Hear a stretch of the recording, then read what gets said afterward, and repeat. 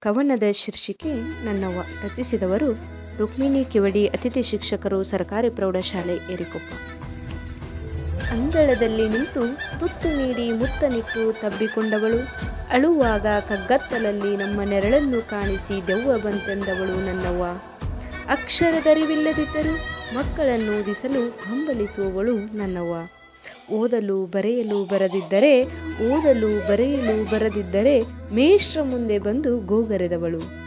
ಸಾಹುಕಾರರ ಹೊಲದಲ್ಲಿ ಕುಂತು ಊಟ ಮಾಡುವಾಗ ಮಕ್ಕಳ ಭವಿಷ್ಯ ನೆನೆಸಿ ಕಣ್ಣೀರಿಟ್ಟವಳು ಅಪ್ಪನ ಮುಂದೆ. ತಪ್ಪು ಮಾಡಿದಾಗ ತಿದ್ದಿ ತೀಡಿ ಸರಿದಾರಿಗೆ ತಂದವಳು. ಕಷ್ಟಗಳ ಸುಪ್ಪತ್ತಿಗೆಯಲ್ಲಿ ಸುಖವನ್ನು ಕಂಡು ಆನಂದದ ತೊಟ್ಟಿಲ ತೂಗಿದವಳು. ಸಂಸಾರವೆಂಬ ಸಾಗರದಲ್ಲಿ ಅತ್ತಲಿತ್ತ ಜಾರದಂತೆ ಅಪ್ಪನಿಗೆ ಲಗಾಮು ಹಾಕಿದವಳು. ಬೆಳಗಿನಿಂದ ಸಂಜೆ ತನ ದುಡಿಯುವಳು. ಹುಗ್ಗಿ ತುಪ್ಪ ತಿನ್ನಿಸಿದವಳು. ಅಪ್ಪನಿಗೆ ಮುತ್ತಿನಂತ ತುತ್ತು ನೀಡಿ ಜಾದುಗಾರ್ತಿಯಾದವಳು. ಬ್ಯಾಸ್ರಾಗೈತಿ ಅಂದವಳಲ್ಲ,